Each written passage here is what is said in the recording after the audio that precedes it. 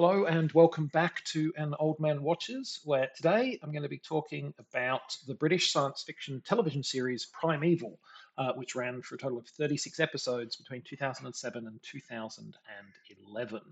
There was also a Canadian spin off that came later, but I'm not talking about that today. And the basic premise of Primeval is simple enough. There are anomalies in time, disruptions in the fabric of reality, which allow creatures to travel from one historical epoch to another. An important thing to know about these anomalies, though, is that they tend to be unstable. They may often only briefly and then close again, possibly permanently, or possibly just for an unspecific, unknown period of time. Either case is bad news if you're a human being who's now stuck in the Devonian or Triassic era, of course. And the show begins with our protagonist stumbling across these anomalies. The prime motivator for this discovery is paleontology student slash IT nerd slash conspiracy theorist Connor Temple, whose obsessive database cataloguing of unexplained creature sightings leads him to believe that prehistoric animals are somehow appearing in our own time. He takes his theory to Professor Nick Cutter, who is understandably initially dismissive of the idea, but who soon learns that the anomalies have already played a major role in his own life. Joining the pair in their investigation of these anomalies are Cutter's teaching assistant Stephen Hart, zookeeper Abby Maitland, and, with wildly varying levels of enthusiasm, government officials Claudia Brown and James Lester. This makeshift team soon finds themselves battling to contain the accidental incursions of dinosaurs, mammoths, and other extinct beasts from history and prehistory. Of course, if this was just a program about some folks chasing saber-toothed tigers and plesiosaurs, it'd probably run out of steam pretty quickly. There's only so many variations of that kind of monster hunt that you can do, which is probably why the show soon starts to reveal a few other cars that will dramatically complicate our protagonist's job. Now, Primeval was conceived by Tim Haynes while he was working as a producer on the popular documentary series Walking with Dinosaurs, and together with writer Adrian Hodges, Haynes spent several years working with the BBC to prove the viability of the idea. The two men envisaged something akin to Doctor Who, a family friendly series that did not take itself too seriously while offering kid friendly thrills and just enough dramatic heft to still appeal to adults. Sounds like a good basic formula, especially since at the time Doctor Who had been off the air for over a decade. But then in 2005, the BBC executive decided to revive Doctor Who itself, a decision which they felt left no room for Primeval in their schedule. So Haynes and Hodges turned to Britain's commercial television network, ITV, instead. Now, ITV greenlit the series, which went on to enjoy a very successful launch. Primeval had both solid critical reception and good ratings, leading to the development of accompanying merchandise such as novels, games, and toy lines. So I was among the show's many fans in its early heyday, and while I didn't enjoy all of the later parts of its 5 year run, I overall had a good time with this program. So let's talk about the show in a little bit more depth. So Primeval's initial protagonists are a fun group. Stephen is perhaps pigeonholed into a bland, stoic man of action type, especially in season one, but the other cast members get more chance to show off their on-screen charisma. The interplay between Ben Miller's grumpy James Lester and younger team members Abby and Connor is particularly enjoyable. As fun as the human stuff is, though, the program shows from the outset that it knows who the real stars are, the primeval monsters themselves. Watching the 6 episodes of Series 1, it's immediately apparent how much time, effort, and money has been put into these creatures.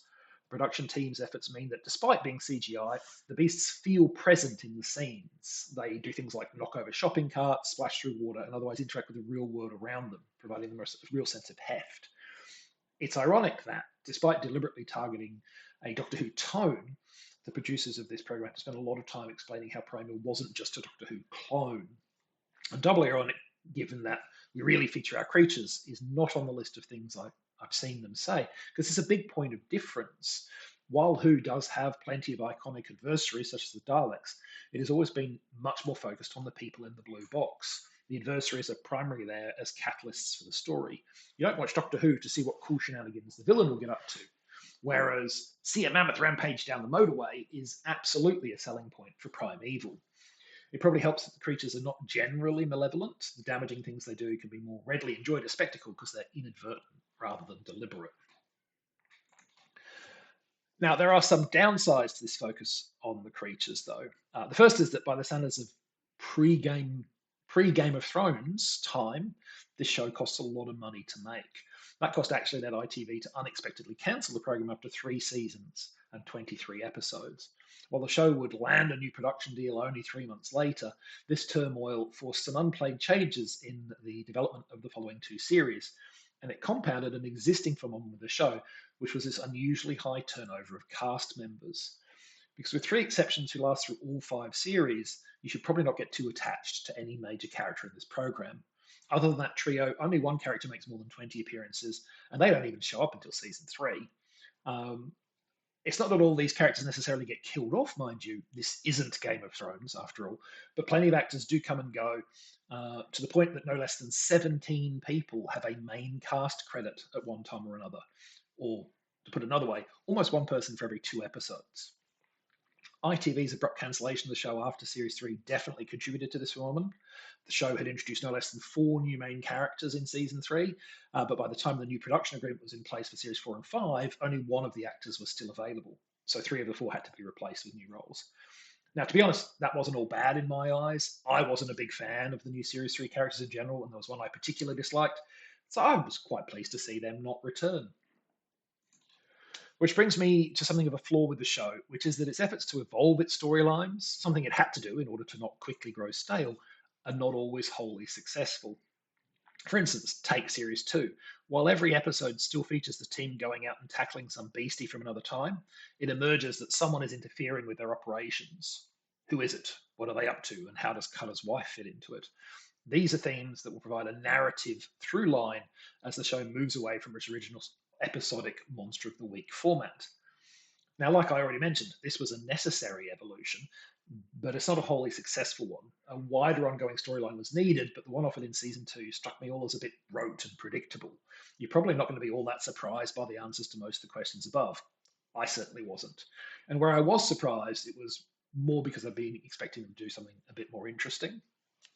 Worse, I feel the next season's continued focus on these wider themes cause it to simply not deliver on compelling creature elements. Series 3 too often plays the monster incursions for laughs, even the ones where the dialogue is all about how dangerous the monster is, and or sidelines the creatures in order to focus on a conspiracy element that simply isn't very compelling, and the new leading character that they want to be a charming rogue, but who I found to be completely uncharming.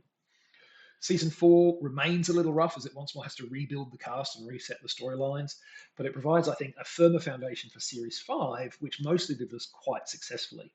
It probably helped that the 2 seasons, 4 and 5, were planned together, even though they were split for a broadcast. At its best, Primeval is a thoroughly enjoyable monster romp, and overall, I think the rougher sections of the show are an acceptable price to pay for the highlights that the best parts provide. If Quirky Dinosaur Hunters is a pitch that appeals to you, you should check it out. Next time, the skill of gymnastics, the kill of karate.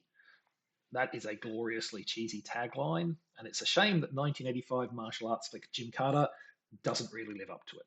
But that is next time. For now, thanks for watching. I hope you enjoyed this video, and if you've seen Primeval, let me know what you thought of it.